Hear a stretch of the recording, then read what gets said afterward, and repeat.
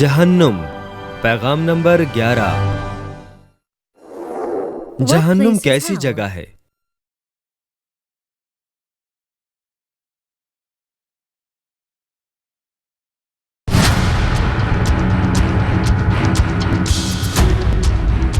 उसने आलम अरवाह के दरमियान अजाब में मुब्तला होकर अपनी आंखें उठाईं और अब्राहम को दूर से देखा और उसकी गोद में लाजर को, और उसने पुकार कर कहा, ऐ बाप अब्राहम, मुझ पर रहम करके लाजर को भेज कि अपनी उंगली का सिरा पानी में भिगोकर मेरी जबान तर करे, क्योंकि मैं इस आग में तड़पता हूँ।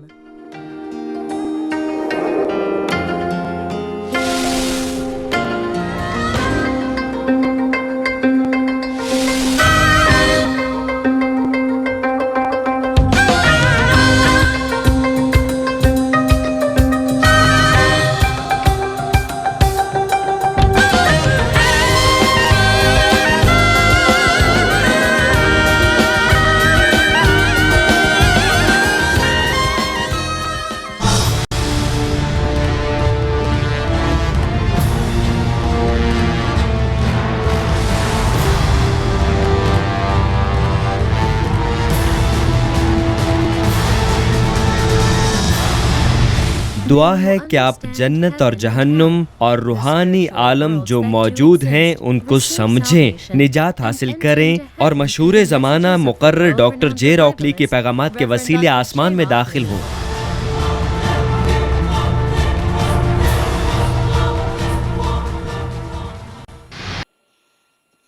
मसीह में अजीज बहनों और भाइयों और जीसीएन टेलीविजन के तमाम नाजरीन, मैंने अथाह गड्ढे में चौथे दर्जे की सज़ा के दौरान तीसरे दर्जे की वजाहत की थी। तीसरे दर्जे की सज़ा पाने वालों में पैंतुस, पिलातुस और साउल बादशाह की मिसालें अहम हैं। आज मैं आपसे चौथे दर्जे की सज़ा के बारे में बात करूंगा, और इसके लिए आइए हम उस मंजर को याद करें जहां पैंतुस पिलातुस यसु से सवाल कर रहा था। यसु ने यहूदियों के इल्जाम तराशी के बारे कोई उज़्र पेश करने की कोशिश न की। यूहन्ना 19वें बाब की 10वीं आयत में, बस पिलातुस ने उससे कहा, तू मुझसे बोलता नहीं? क्या तू नहीं जानता कि मुझे तुझको छोड़ देने का भी इख्तियार है और मसलूब करने का भी इख्तियार है? तब यसु ने जवाब दिया, अगर तुझे ऊपर से इख्तियार ना दिया जाता तो तेरा मुझ पर कुछ इख्तियार ना होता। इस सबब से जिसने मुझे तेरे हवाले किया उसका गुनाह ज्यादा है। बस जिंदगी और मौत, खुशकिस्मती और बदकिस्मती सब खुदा की तरफ से है। अगर खुदा इजाजत नहीं देता तो बाइख्तियार आदमी भी कुछ नहीं कर सकता।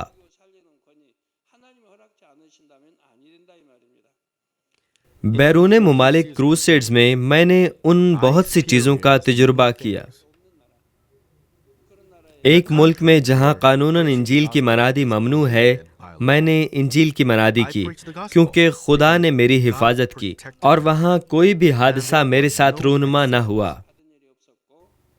अगरचे वहां कानूनन पाबंदी थी, चूंकि यह खुदा का हुक्म था, मुझे खुदा की मुहाफजत में कोई भी नुकसान ना पहुंचा। मुझे कोई भी नुकसान ना पहुंचा।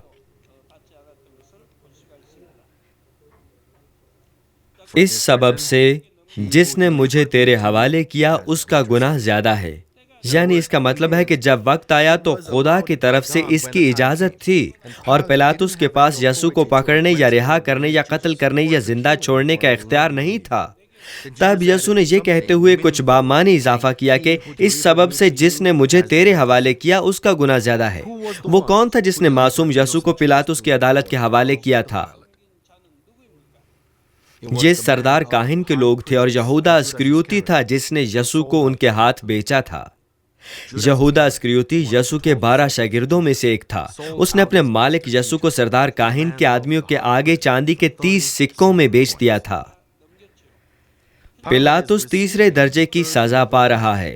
फिर यहूदा इस्करियोती अब क्या सजा पा रहा होगा? जैसे यसु ने फरमाया कि यहूदा इस्करियोती का गुनाह पिलातुस से ज्यादा है और वो चौथे दर्जे की सजा पा रहा है।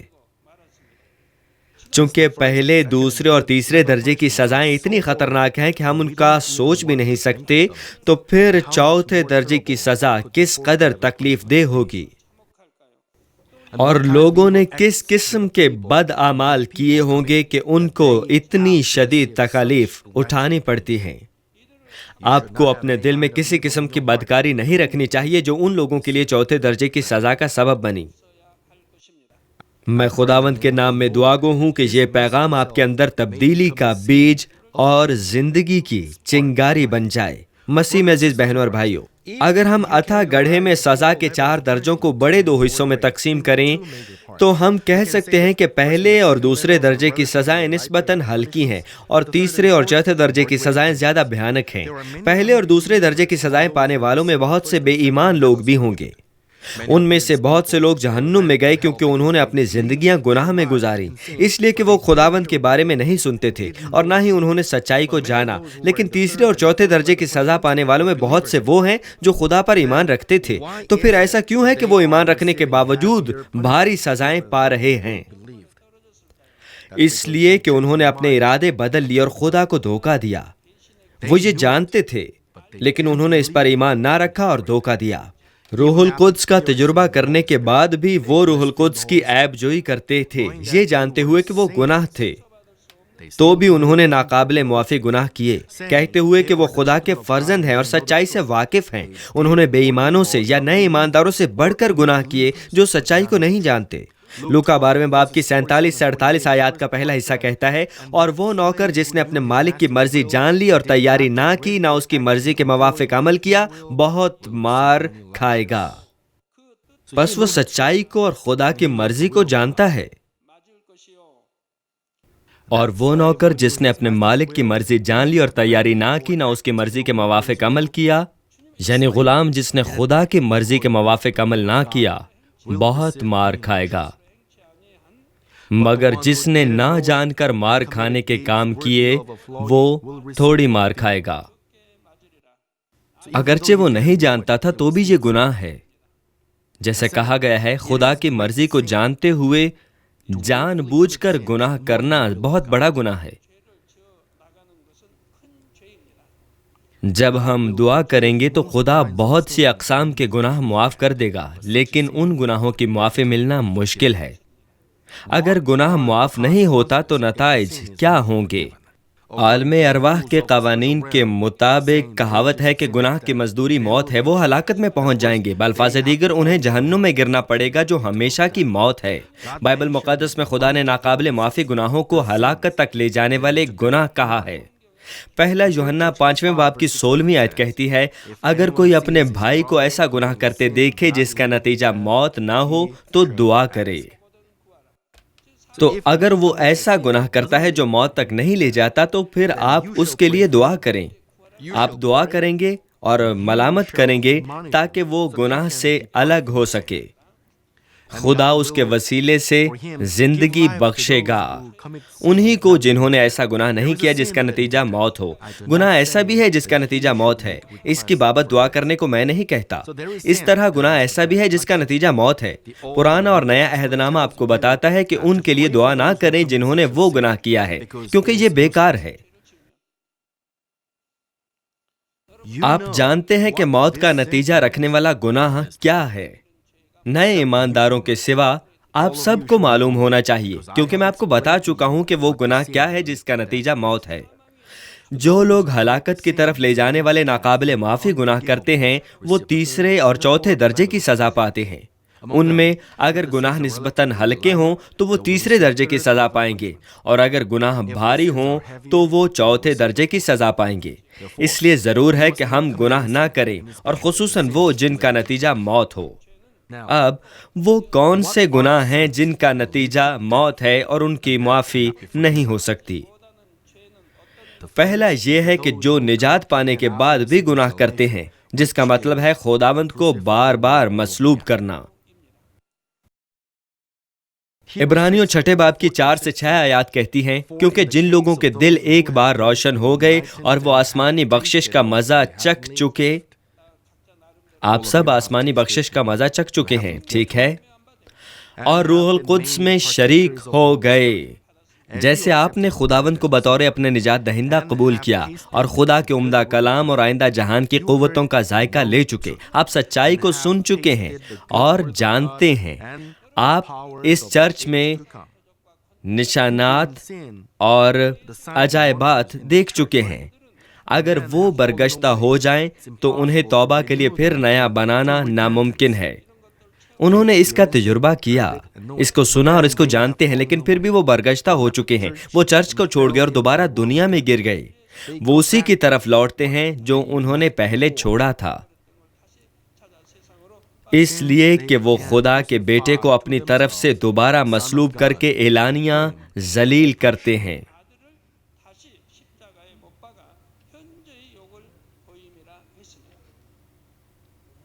میرا خیال ہے آپ نے ضرور اپنے آس پاس ان لوگوں کو دیکھا ہوگا۔ خداوند سے ملنے سے پہلے وہ غربت میں تھے، وہ بیماری، خاندانی مسائل اور دیگر بہت سے مسائل کا شکار تھے، لیکن انہوں نے خداوند کو قبول کیا، زندگی بخش کلام سنا اور اپنی گزشتہ تمام خطاؤں سے توبہ بھی کی، اور محبت کے خداوند نے اپنے فضل اور روح القدس کی قدرت کے ساتھ ان کے مسائل حل کر دیے۔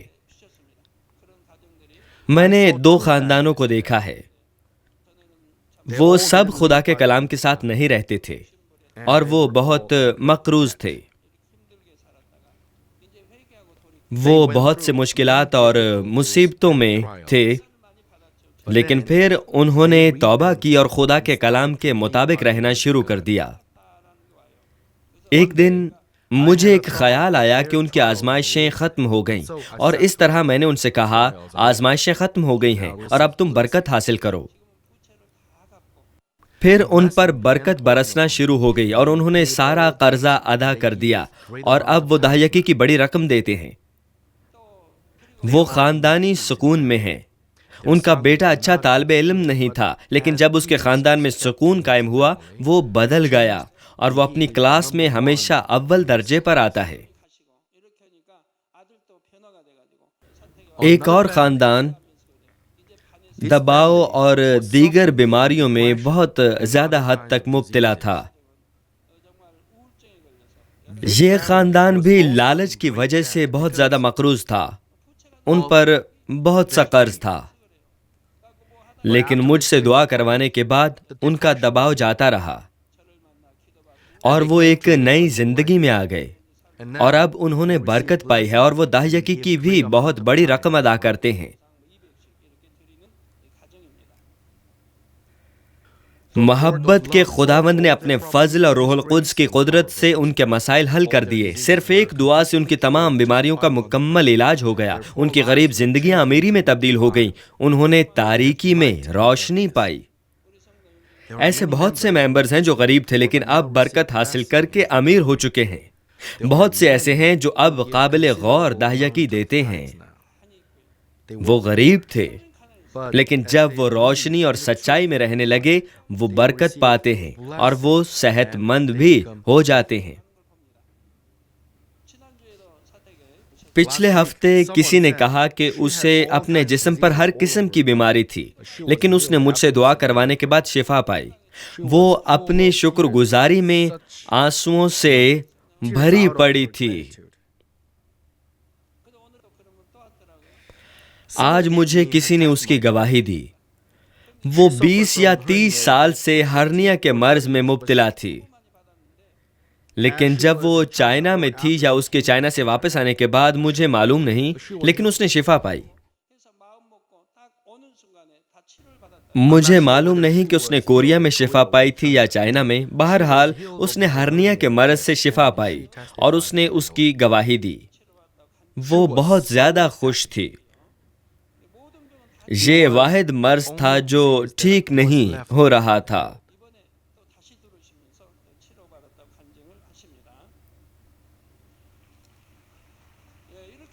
لیکن اب اس نے شفا پائی تھی۔ اسی طرح یسوع مسیح کو خداوند قبول کرنے کے بعد وہ امیر ہو گئے ہیں اور انہوں نے تاریکی میں روشنی پائی ہے۔ وہ اس فضل کے نہایت شکر گزار تھے جو انہوں نے پایا تھا، اور انہوں نے اپنی ساری زندگی خدا کی بادشاہی اور چرچ اور چوپان سے وفادار رہنے کی منت مانی تھی۔ انہوں نے اپنے آپ کو خدا کے کاموں کے لیے وقف کیا تھا، اور جلد ہی وہ لوگوں میں پہچانے جانے لگے اور انہوں نے چرچ میں عہدے بھی حاصل کر لیے۔ لیکن ایک وقت پر ان کی زندگیوں میں دنیا پھر لوٹ آئی اور انہوں نے دنیا کے پیچھے چلتے ہوئے چرچ کو چھوڑ دیا۔ خداوند کو جاننے سے پہلے کی نسبت زیادہ گہرائی کے ساتھ دنیا میں گرنے سے وہ بے ایمانوں سے بھی بڑھ کر اپنی خواہشات پر چل پڑتے ہیں۔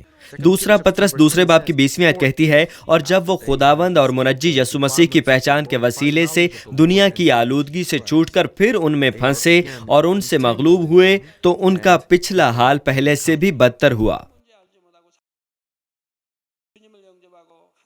آپ خداوند کو قبول کرنے سے پہلے نہیں جانتے تھے کہ سچائی کیا ہے اور گناہ کیا ہے، لیکن خداوند کو قبول کرنے اور اس کا کلام سننے کے بعد آپ کو معلوم ہو گیا کہ گناہ کیا ہے۔ آپ نے خداوند اور منجی یسوع مسیح کو قبول کرنے سے اس طرح کی آلودگیوں سے خلاصی پائی ہے۔ ان کا پچھلا حال پہلے سے بھی بدتر ہوا۔ کچھ نے دھوکہ کھایا اور دوبارہ دنیا میں گر گئے اور پھر ان کا پچھلا حال پہلے سے بھی بدتر ہوتا ہے۔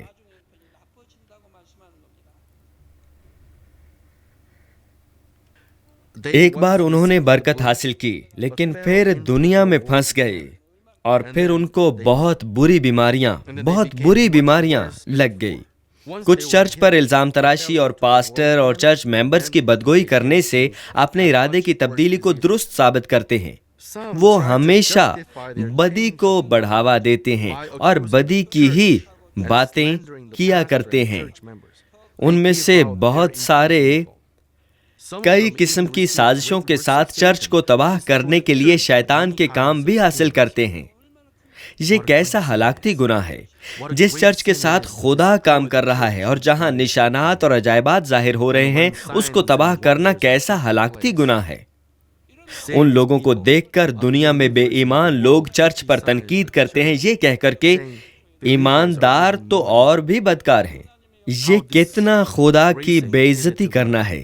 یہ بالکل چرچ یعنی خداوند کے بدن پر تھوکنے جیسا ہے۔ اس لیے جو اس طرح دوبارہ خراب ہو جاتے ہیں، ان پر یسوع کو دوبارہ مصلوب کرنے اور اعلانیہ ذلیل کرنے کا الزام لگے گا۔ خداوند کو جاننے سے پہلے ہم دنیا سے دوستی رکھتے ہوئے ابلیس کے بچے تھے۔ اس طرح ہم پہلے یسوع کو ایک بار مصلوب کر چکے ہیں۔ پہلے جب ہم گنہگار ہی تھے، یسوع نے ہم سے محبت رکھی اور وہ ہماری خاطر مصلوب ہوا اور صلیب پر موا۔ اگر خدا کے وہ فرزند جو محبت حاصل کر چکے ہوں خراب ہو جائیں اور دوبارہ دنیا کے دوست بن جائیں تو یہ خداوند کو دوبارہ مصلوب کرنا ہے۔ اس لیے وہ توبہ کرنے کا انعام نہیں پا سکتے، خصوصاً اگر وہ نئے ایماندار نہیں بلکہ پہلے بہت سی نعمتوں اور روح القدس کی قدرت کا تجربہ کر چکے ہیں اور بہت سی روحانی چیزوں کا بھی تجربہ کر چکے ہیں اور انہوں نے سچائی کے کلام کو سنا اور ایک خاص حد تک اس کو جانتے ہیں۔ ان کے لیے معافی پانا اور بھی زیادہ مشکل ہو جاتا ہے۔ آخر وہ ہمیشہ کی ہلاکت جہنم کی سزا میں پڑیں گے۔ معزز بھائیوں اور بہنوں، ہلاکت کی طرف لے جانے والے گناہوں کی دوسری قسم ہے سچائی کا علم حاصل کرنے کے بعد جان بوجھ کر گناہ کرنا۔ آپ نے سچائی کو سنا اور جانتے ہیں کہ گناہ کیا ہے، اور آپ جانتے ہیں کہ راست بازی اور گناہ اور عدالت ہے، لیکن آپ جان بوجھ کر گناہ کرتے ہیں۔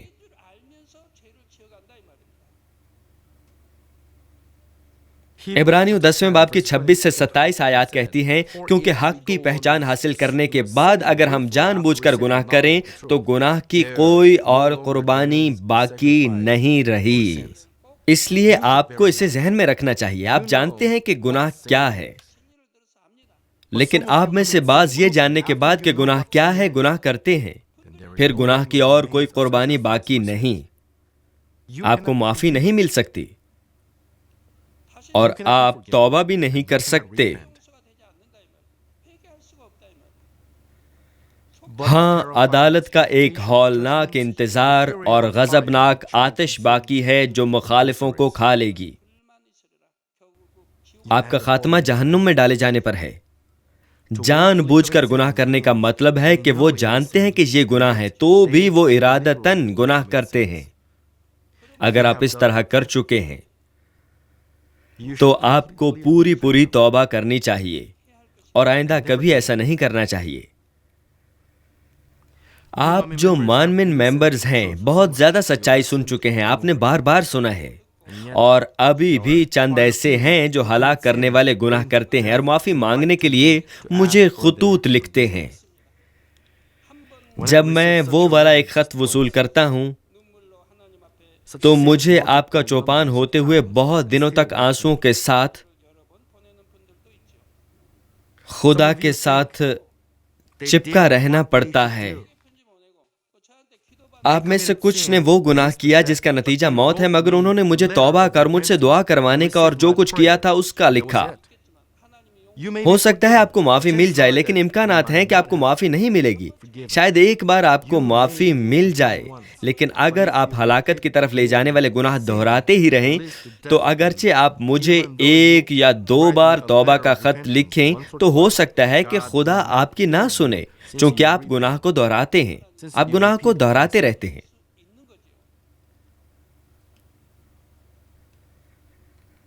اگرچہ میں وضاحت کرتا ہوں کہ یہ راستہ جہنم کا ہے، وہ بار بار گناہ کرتے ہیں۔ اگر یہ واقعہ صرف ایک بار ہو جب میں ان کی شفاعت کرتا ہوں اور اگر وہ پوری طرح توبہ کر لیں تو ان کو معافی مل سکتی ہے، لیکن جب وہ وہی گناہ بار بار کرتے ہیں تو میں کیا کر سکتا ہوں؟ بے شک کچھ لوگ توبہ کرنے اور باز آنے کی کوشش کرتے ہیں، کیونکہ جب وہ جہنم کے بارے پیغامات سنتے ہیں تو ڈر جاتے ہیں، لیکن اگر وہ ایک فیصلہ نہیں کرتے اور حرام کار ذہن اور لالچ جیسی گناہگار فطرت کو نہیں نکالتے تو توبہ بیکار ہو جاتی ہے۔ کچھ دیر بعد وہ وہی گناہ پھر کریں گے۔ دوسرا پطرس 2 باب کی 22ویں آیت کہتی ہے، ان پر یہ سچی مثل صادق آتی ہے کہ کتا اپنی قے کی طرف رجوع کرتا ہے اور نہلائی سورنی دلدل میں لوٹنے کی طرف۔ خدا گناہ سے توبہ کے عمل کو بار بار دہرانے والوں کو کتوں اور سوروں کے برابر گردانتا ہے۔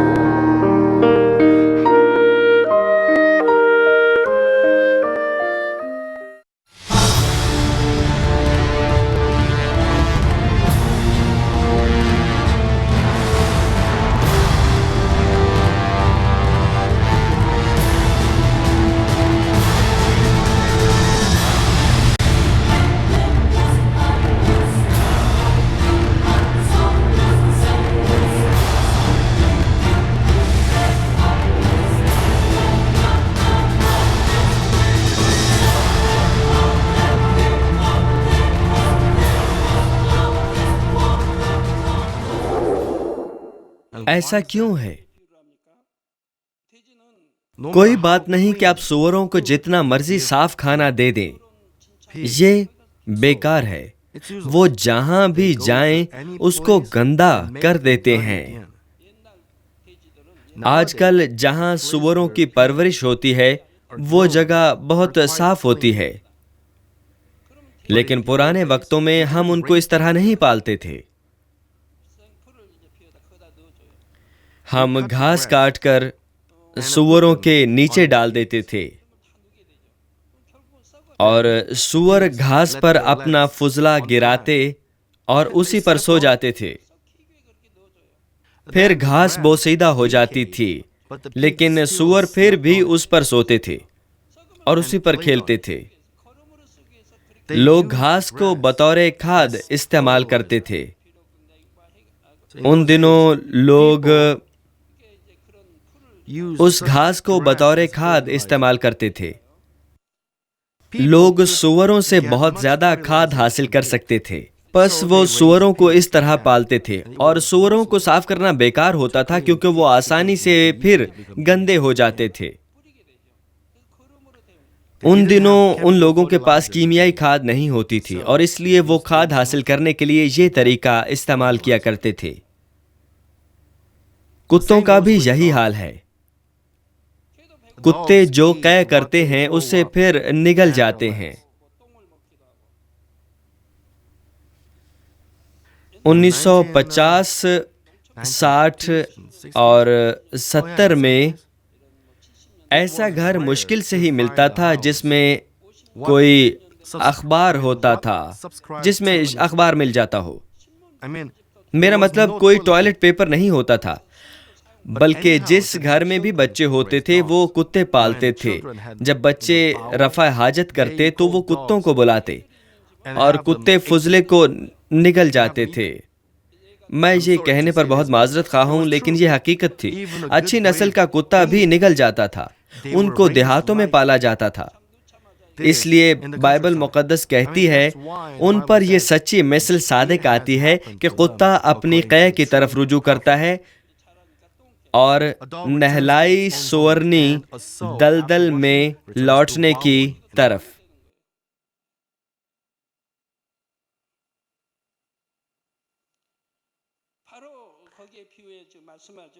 اگر وہ اپنے دل کو سخت کر لیں اور جان بوجھ کر سچائی کے پیچھے چلنے کے بجائے اپنی خواہش پر عمل کریں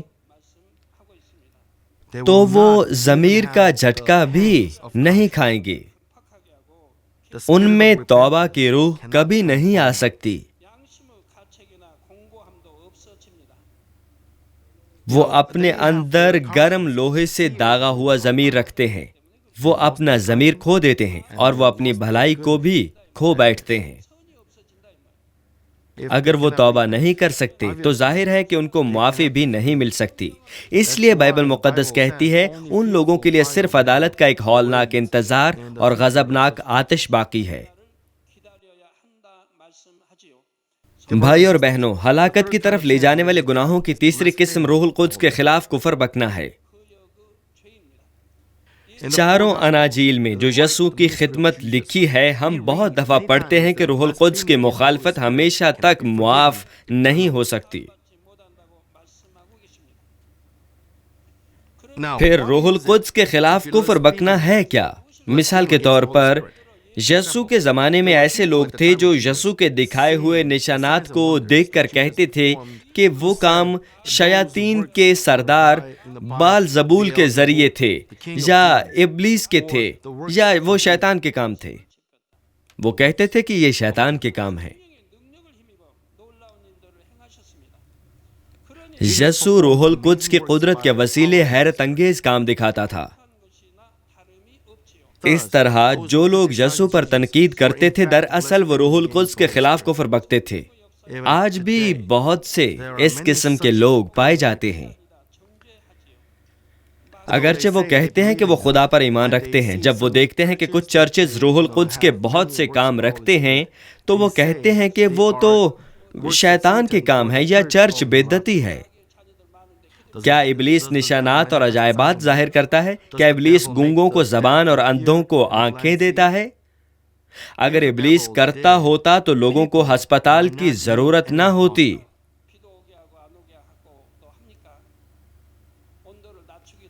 کیا ابلیس بارش کو روکتا اور بارش لاتا ہے؟ کیا ابلیس لاتا ہے؟ کیا ابلیس درجہ حرارت کو زیادہ یا کم کرنے پر قدرت رکھتا ہے؟ اسرائیل میں بین الثقافتی میلے کے دوران اخبارات نے مجھ سے اسرائیل میں بارش کروانے کے لیے دعا کرنے کو کہا، اور میں نے دعا کی۔ پھر اگلے دن بارش ہو گئی۔ پھر جب میں کوریا واپس آیا، انہوں نے مجھے دوبارہ دعا کرنے کو کہا۔ انہیں اب بھی مزید بارش کی ضرورت تھی۔ میں نے پھر دعا کی اور پھر بارش ہو گئی۔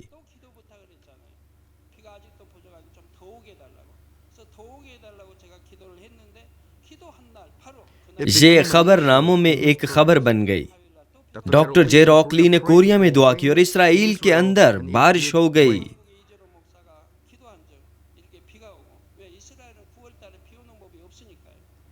ستمبر میں اسرائیل میں بارش نہیں ہوتی۔ بارشوں کا موسم اکتوبر میں شروع ہوتا ہے اور بہت تھوڑی بارش ہوتی ہے۔ دراصل دسمبر، جنوری اور فروری میں وہاں پر بارش ہوتی ہے، لیکن بارش نہیں ہوئی تھی، اور اسرائیل نے سخت کال کا تجربہ کیا۔ گلیل کے سمندر کے پانی کی سطح انتہائی نیچے گر گئی تھی، اور پھر میں نے بارش کے لیے دعا کی اور سطح اوپر آ گئی۔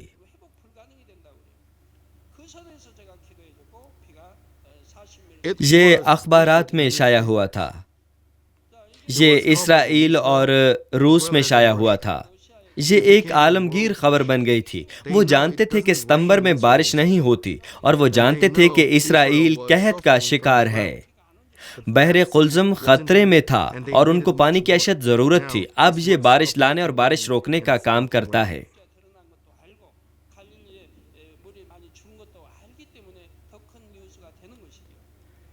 اگست میں جب موسم گرما میں بہت گرمی ہوتی ہے، ہم نے گرمیوں کی عبادات ٹھنڈے موسم میں کی۔ ہم کتنے نشانات اور عجائبات دیکھتے ہیں۔ کیا یہ سب ابلیس کرتا ہے؟ یہ کون کر سکتا ہے؟ صرف خدا ہے جو یہ کر سکتا ہے۔ ہمارے خداوند یسوع مسیح کے نام میں ہمارا خدا یہ کرتا ہے۔ لوگ اسے بدعت کہتے ہیں۔ وہ کس کے بارے میں بات کر رہے ہیں؟ بائبل مقدس میں ایسی کوئی بات نہیں کہ ابلیس اس طرح کے کام کر سکتا ہے۔ اگر ایک انسان یہ کر سکتا ہے تو پھر انسان کو خدا بن جانا چاہیے، لیکن ایک انسان ہرگز خدا نہیں بن سکتا۔ یہ خدا کا کام ہے۔ ہم خداوند یسوع مسیح کے نام میں صرف خدا کو جلال دیتے ہیں، کیا ہم نہیں دیتے؟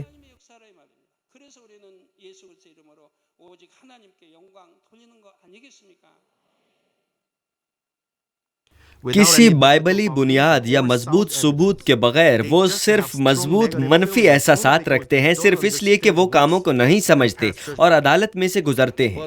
لیکن خدا کے بھیجے ہوئے روح القدس کے کاموں کے بغیر طاقتور کام کیسے ہو سکتے ہیں جو انسان سے نہیں ہو سکتے؟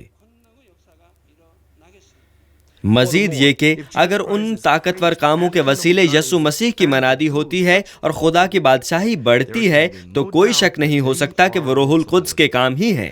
روح القدس کے کاموں کے خلاف کھڑے ہونا خدا کے خلاف کھڑے ہونے جیسا ہے۔ خدا کے خلاف کھڑے ہونے کے باوجود کچھ لوگ ایسے ہیں جو کہتے ہیں کہ وہ خدا کے فرزند ہیں، لیکن خدا ان کو کبھی اپنے نجات یافتہ فرزندوں کے طور پر نہیں پہچانے گا۔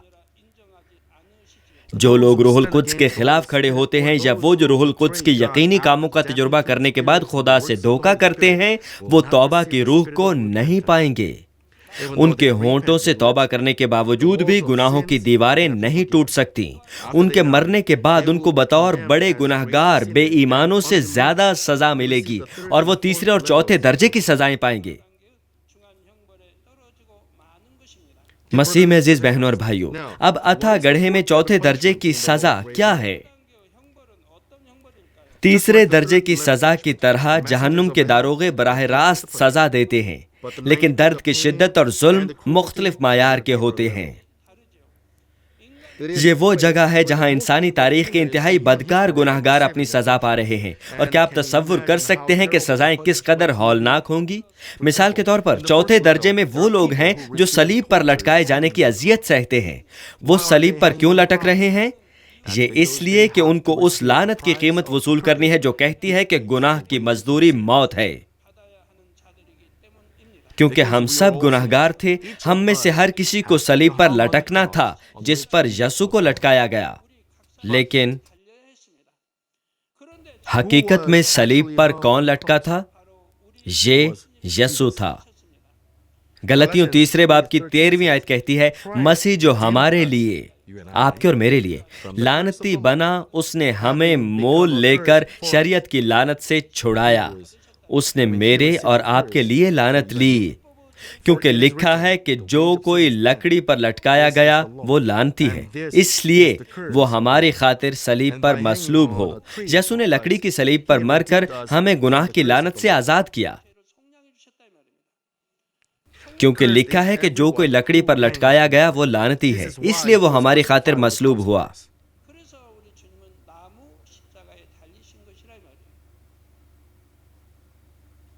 یسوع نے لکڑی کی صلیب پر مر کر ہمیں گناہ کی لعنت سے آزاد کیا، لیکن جو چوتھے درجے کی سزا میں گرے ہیں ان کا اس رہائی کے فضل میں کوئی حصہ بخرا نہیں ہے۔ پہلا تimotheus چوتھے باب کی 1 سے 2 آیات کہتی ہیں، لیکن روح صاف فرماتا ہے کہ آئندہ زمانوں میں بعض لوگ گمراہ کرنے والی روحوں اور شیاطین کی تعلیم کی طرف متوجہ ہو کر ایمان سے برگشتہ ہو جائیں گے۔ یہ ان جھوٹے آدمیوں کی ریاکاری کے باعث ہوگا جن کا دل گویا گرم لوہے سے داغا گیا ہے۔ آپ کو جھوٹ نہیں بولنا چاہیے، اگرچہ یہ معمولی سا ہو، ایسا مت کریں۔ مصلحت کے لیے بھی آپ کو سفید جھوٹ نہیں بولنا چاہیے۔ آپ کے لیے بہتر ہے کہ ایسا مت کریں۔ ایک بار یہ آپ کی عادت بن جائے تو نتیجتاً آپ بڑا جھوٹ بولتے ہیں۔ اگر آپ جھوٹ نہ بولنے والے انسان بن جائیں تو خدا آپ سے کتنی محبت رکھے گا اور آپ پر بھروسہ کرے گا۔ جیسے لکھا ہے، یہ وہ ہیں جن کے دل ایسے داغے گئے ہیں جیسے گرم لوہے سے مہر کی جاتی ہے، اور جو خدا کے خلاف کھڑے ہونے کے لیے ابلیس کے نوکر بن چکے ہیں۔ یہ وہ ہیں جنہوں نے یسوع کو مصلوب کیا تھا، اس لیے وہ اپنے اوپر عائد کردہ سزائیں پانے کے لیے لعنت کی علامت لکڑی کی صلیب پر لٹکے ہوئے ہیں۔ ان مثالوں میں سے ایک یہودا اسکریوتی کی ہے، جو غدار کے طور پر داغا گیا ہے۔ یہودا اسکریوتی نے براہ راست خدا کے بیٹے کو دیکھا تھا جو انسانی جسم میں اس زمین پر آیا۔ وہ یسوع کا ایک شاگرد تھا اور یہودا کو اس سے پیار ملتا تھا۔ یہودا نے سچائی اور نیکی کا کلام براہ راست یسوع سے سیکھا تھا۔ اس نے حیرت انگیز نشانات اور عجائبات کے بارے میں صرف سنا ہی نہیں تھا، بلکہ اس نے سیدھا ان کو دیکھا اور ان کا تجربہ کیا تھا۔ اس نے یسوع کے دعا کرنے سے 4 دن کے مرے ہوئے ایک آدمی کو زندہ ہوتے ہوئے بھی دیکھا تھا، لیکن کیونکہ یہودا نے اپنا لالچ نہیں چھوڑا تھا، اس لیے اس کی گناہگار فطرت شیطان کے نرغے میں تھی۔ اس نے خدا کے بیٹے اور اپنے مالک یسوع کو یہودیوں کے آگے بیچ ڈالا۔ بے شک جب یسوع ہلاک ہونے کے لیے ان کے ہاتھ آیا تو اس وقت اس کو اپنے گناہ کا احساس ہوا اور اس نے افسوس بھی کیا۔ اس نے ضرور توبہ کے لیے بھی کوشش کی۔ اس نے جن سے پیسے وصول کیے تھے ان کو واپس بھی لوٹا دیے، لیکن اگرچہ وہ توبہ کرنا چاہتا تھا، اس کو توبہ کی روح نہ ملی۔ گناہ کا بوجھ اتنا بھاری تھا کہ وہ اپنے دل میں مزید درد برداشت نہ کر سکا اور اس نے خود کو لٹکا دیا۔ اعمال پہلے باب کی 18ویں آیت کہتی ہے، اس نے بدکاری کی کمائی سے ایک کھیت حاصل کیا اور سر کے بل گرا اور اس کا پیٹ پھٹ گیا اور اس کی سب انتڑیاں نکل پڑی۔ بائبل مقدس میں یہ بات کیوں مندرج ہے؟ بائبل مقدس ہمیں بتاتی ہے کہ اس کا اپنے مالک اور نجات دہندہ کو پکڑوانے کا گناہ کیسا گھناؤنا تھا۔ اس نے اپنے مالک کو پکڑوانے پر افسوس کیا، لیکن تو بھی احساس جرم سے فرار حاصل نہ کر سکا، اور اس نے خود کو پھانسی دی اور گرا اور اس کا پیٹ پھٹ گیا اور اس کی سب انتڑیاں نکل پڑیں۔ اس طرح بائبل مقدس بیان کرتی ہے کہ وہ کیسے مرا۔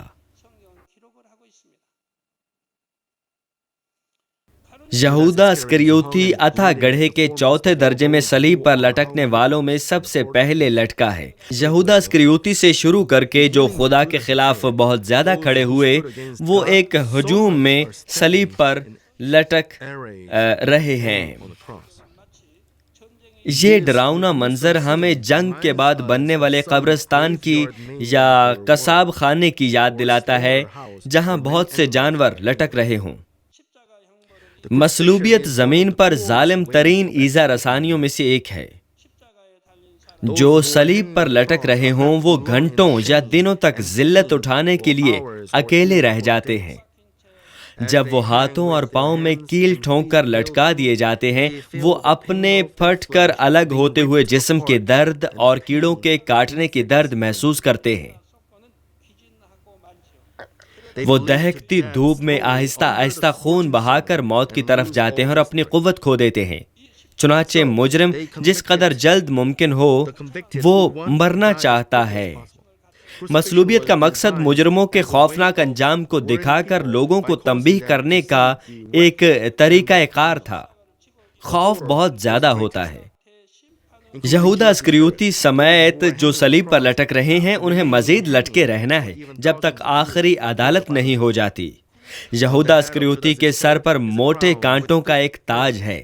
کانٹے مسلسل اس کے بدن پر بڑھتے ہیں اور وہ جلد اور کھوپڑی میں گھس جاتے ہیں اور دماغ کو چھیدتے ہیں۔ सलीब के नीचे जानवरों जैसी चीजें हैं जो इधर उधर रेंगती हैं, और दरअसल वो दूसरी रूहें हैं जो चौथे दर्जे की सजा में गिरी हैं। ये वो भी हैं जिन्होंने खुदा के खिलाफ खड़े होने की बदकारी जमा की है और जहन्नुम में गिरे हैं। सख्त अजियत के एक सिलसिले के बाद उनकी शक्लें डरावनी हो गई हैं। उन पर जहन्नुम के दारोगों की तरफ से यहूदा अस्करियोती की सलीब के नीचे नेज़े से छेदे जाने के लिए तशद्दुद किया गया है। जब भी उनको नेज़े से छेदा जाता है, वो भी चीखते हुए यहूदा अस्करियोती को छेदते हैं। उनके लिए ये इंतहाई दर्दनाक होता है, फिर भी वो यहूदा अस्करियोती को और ज्यादा सख्ती से छेदते हैं। इस तरह वो अपनी बदकारी दिखाते हुए अपना गुस्सा निकालते हैं। गिरे हुए फरिश्ते यानी जहन्नुम के दारोगे भी यहूदा अस्करियोती को एक आवाज होकर जोटा कहते हैं। वो ये कहकर उस पर हंसते हैं कि उसने अपने मुनज्जी को बेच दिया जो उसे बचाने वाला था। उसने हमें फायदा दिया, उसने बहुत अच्छा किया। ये बहुत मजाक का खेज है। जिस्मानी तकलीफ के साथ यहूदा अस्करियोती को ठट्टा बाजी के साथ आने वाली जहनी तकलीफ भी सहना पड़ती है। उसे हर वक्त याद रखना पड़ता है कि मैं वो हूं जिसने खुदा के बेटे को बेच दिया था। जब कांटे बढ़ते और उसके सर को छेदते हैं और जब वो तेज नेज़े से छेदा जाता है, उसको ये और भी साफ साफ याद आता है। यहाँ पर आप सवाल कर सकते हैं, जो खुदकुशी करते हैं वो बदरू बन जाते हैं और जमीन पर इधर उधर आवारा फिरते हैं। चुनांचे यहूदा अस्करियोती पहले ही अथाह गड्ढे में क्यों है? अगले इजलास में मैं साउल बादशाह और पिलातुस के मामलात के साथ इसके बारे में भी वजाहत करूंगा।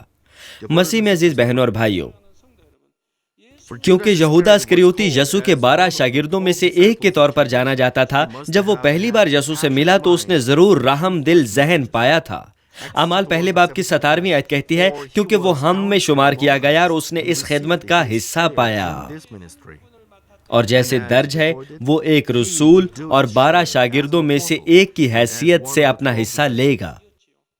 लेकिन जब वक्त गुजर गया, उसे एहसास हुआ कि यसू वो शख्स नहीं जो यहूदा ने उसे समझा था।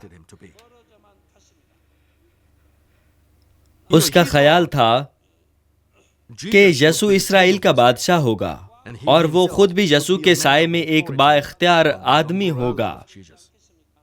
उसने ये तवक्को की थी, लेकिन उसे मालूम हुआ कि ऐसा नहीं है।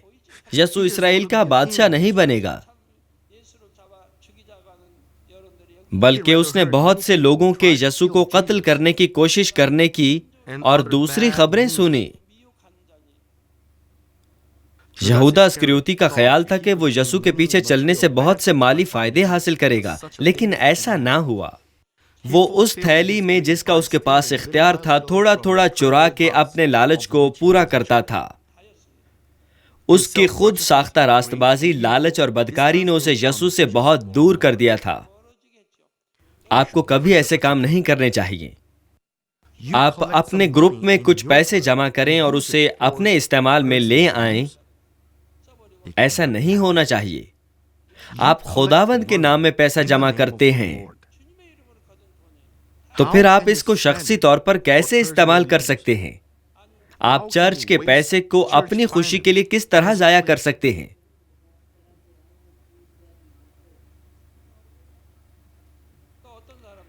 आइए हम कहते हैं कि आप कोई चीज खरीदते हैं जो $100 की मिलनी थी। आप रियायत कराते हैं और सिर्फ $90 में ले लेते हैं। फिर क्या बकाया आप अपनी जेब में डाल सकते हैं? ये खुदा और चर्च की मलकियत है। ये चोरी है। आपने चोरी की है। आपको चाहिए ये पैसा चर्च को वापस करें। इसमें कोई भी गफलत नहीं होनी चाहिए। रकम कम हो या ज्यादा, ये चोरी है और आप चोर बन जाते हैं। आपको हरगिज ऐसा नहीं करना चाहिए।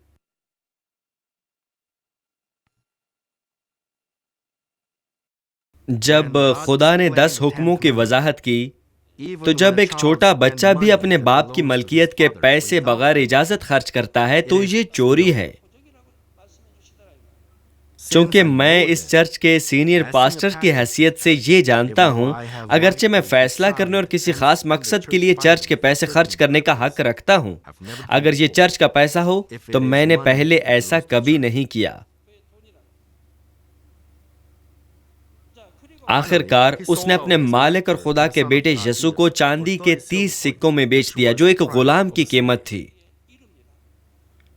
اگرچہ یسوع نے بڑی دیر تک اس کا انتظار کیا، لیکن اس نے توبہ نہ کی۔ اس نے ایک شاگرد کا جلالی راستہ فراموش کر دیا اور غداری کی پہلی مثال بن گیا۔ اس نے بعد میں یسوع کے ساتھ اکٹھے آسمان میں جلال کا مزہ لینے کا موقع فراموش کر دیا۔ میں اپنی خوشی بانٹنا چاہوں گا، وہ خوشی جو دنیا ہم سب کو نہیں دے سکتی۔ کیا کوئی ایسا ہے جس نے ابھی اپنی خود ساختہ راست بازی، لالچ اور دیگر بدکاری کو نہ چھوڑا ہو؟ میں خداوند یسوع مسیح کے نام میں دعا گو ہوں کہ آپ ان کو پوری طرح نکال دیں اور نئے یروشلم میں میرے ساتھ راحت اور سچی خوشی اور تمام اچھی چیزوں کا مزہ لینے کے قابل ہو جائیں۔ آئیے پیغام کو ذہن میں رکھتے ہوئے مل کر دعا کریں۔ ہلیلویا! خدا باپ، تیرے فضل اور محبت کے لیے تیرا شکر ہو۔ جو کچھ آج ہم نے سنا، ہمارے دلوں میں اسے زندگی اور ایمان بنا دے۔ خدا باپ، میں نے جہنم کے چوتھے درجے کے بارے میں وضاحت کی۔ اب ہم موت تک لے جانے والے گناہ کو سمجھتے ہیں، تو ہماری مدد فرما کہ ہم ایسے گناہ نہ کریں جو موت تک لے جائیں۔ خدا باپ، ہمیں گناہ کو جاننے کے بعد ارادتاً گناہ کرنے سے بچا۔ ہمیں خداوند کو کبھی دوبارہ مصلوب نہیں کرنا چاہیے۔ ہمیں موت تک لے جانے والے گناہ سے بچا۔ ہم کبھی روح القدس کے خلاف کفر نہ بکیں۔ ہم کبھی خدا باپ کو دھوکہ نہ دیں۔ ہم پر اس پیغام کو اپنے ذہن میں رکھ کر خدا کے کلام کے مطابق جینے کی برکت نازل فرما۔ خدا باپ، تیرا شکر ہو۔ میں خداوند یسوع مسیح کے نام میں یہ دعا کرتا ہوں، آمین۔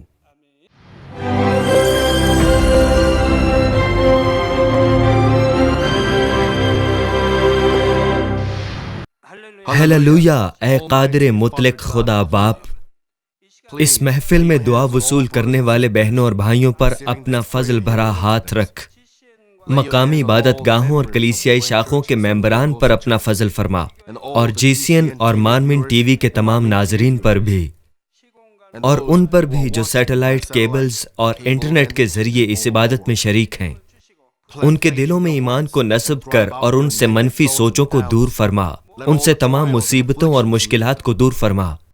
روح القدس کی آگ کے وسیلے ان کے جسم کے تمام حصوں بشمول خلیوں اور بافتوں کے تمام بیماریوں کو دور فرما۔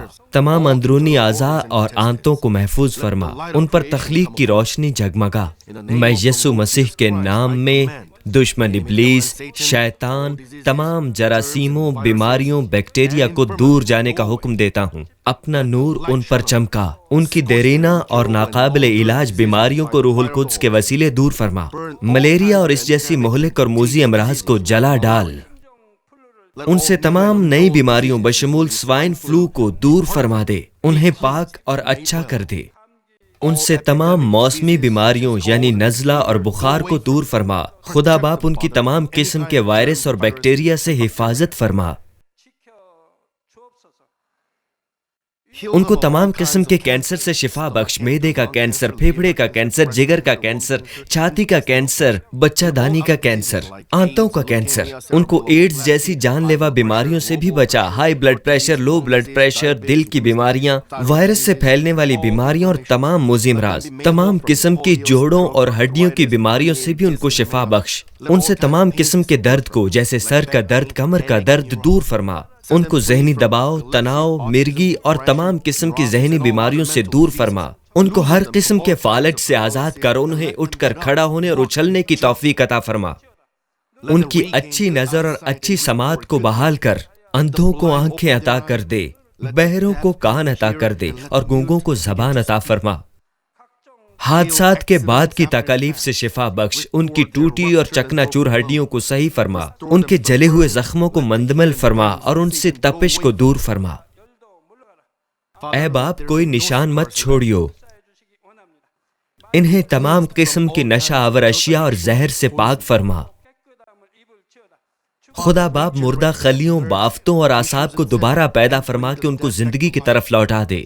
ان کو اولاد عطا فرما۔ باپ مہربانی فرما کے ان کو اولاد عطا فرما۔ میں یسوع مسیح کے نام میں دشمن ابلیس اور شیطان کو، ہوا کے حاکم کو، برائی کی طاقتوں اور ان کے خادموں کو ان سے دور ہونے کا حکم دیتا ہوں۔ ناپاک روحیں، بد ارواح، برائی کی طاقتیں اور تاریکی کے حکمران، سب ان سے دور ہو جاؤ۔ اپنی برائی اور نجاست کے پردے ان پر سے دور کر لو اور ان پر نور کو بکھرنے دو۔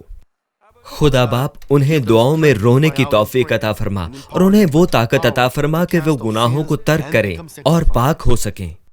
ان کی روح کی خوشحالی کے راستے میں ان کی صحت کا خیال رکھ اور ان کے خاندانوں کو انجیل کی بشارت عطا فرما۔ ان کو تمام قسم کے حادثات اور تباہیوں سے بچا اور ان کو ایک کامیاب زندگی بسر کرنے کی برکت عطا فرما۔ مہربانی فرما کے روح القدس کے شعلہ زن ہاتھوں، آسمانی لشکر اور اپنی شعلہ زن آنکھوں کے ذریعے اپنے بچوں، ان کے خاندانوں اور ان کے کام کی نگرانی فرما۔ طالب علموں کو دانش مندی عطا فرما اور ان کے دل کو تعلیم کے شوق سے مزین فرما۔ ان کے دلوں کو دنیاوی اور فانی چیزوں سے دور فرما کے سچے خدا کی محبت نصب فرما۔ اپنے بچوں پر رحم فرما اور پھر چاہے وہ کھائیں، سوئیں یا پئیں، ہر کام میں انہیں تجھے جلال دینے کی برکت عطا فرما۔ انہیں زندہ خدا کا اقرار اور گواہی دینے کی توفیق عطا فرما کہ میں خدا سے ملا ہوں اور میں نے اس کے برکات اور جوابات کا مشاہدہ کیا ہے۔ خدا باپ تیرا شکر ہو، تمام جلال تجھے ہی سزاوار ہے۔ یسوع مسیح کے نام میں میں دعا کرتا ہوں، آمین۔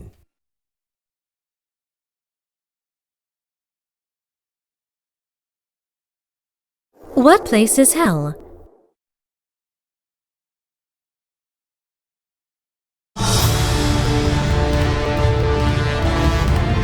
Hell is a place where the souls are given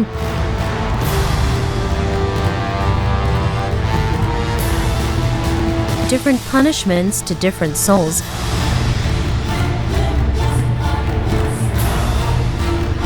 according to the gravity of their sin.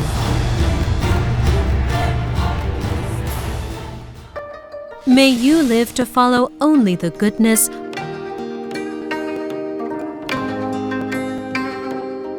according to the Word of God,